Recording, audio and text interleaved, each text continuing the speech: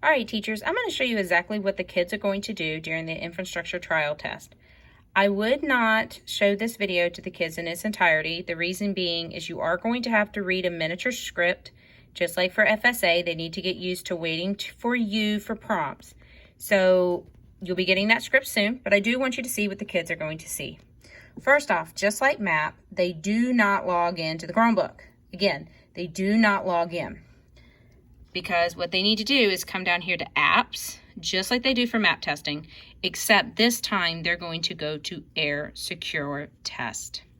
It is a rather lengthy program. Give it time to load. Also, be sure to have the kids, before they come into the Air Secure Test, check their volume to be sure it's not muted, because if it is muted, they will have to completely come out of the test before they can move forward, because they have to have sound.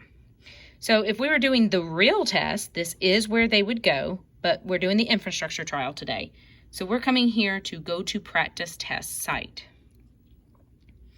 Now this is where it gets a little confusing. It's actually in the script, but a lot of teachers last year have struggled with this. We want guest user to stay on, but guest session needs to be turned off. It's defaulted to on. Not sure why, but it is. You're going to have a session ID. Train is already available. Now, we will be providing a session ID the day of the structure trial. You do not have to launch your own ID. We are doing it for you. So they will type that in. We will provide that for you the day of. This is just one I've got done.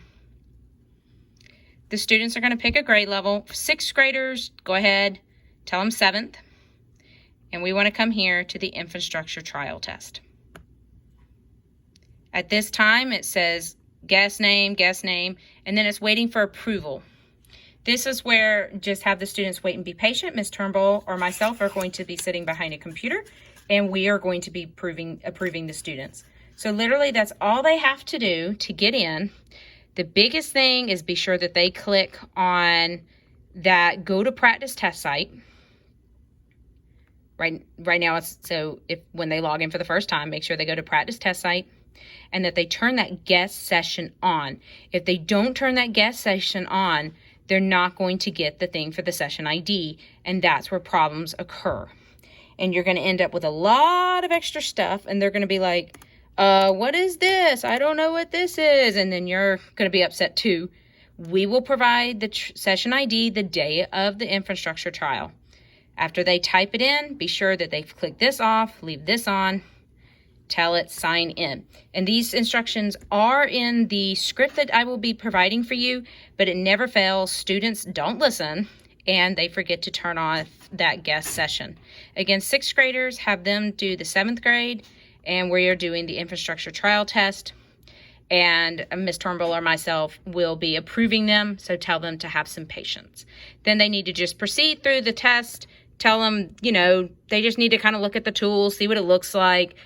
Today is mainly to test the computers to make sure everything is running smoothly. Let me know if you have any questions.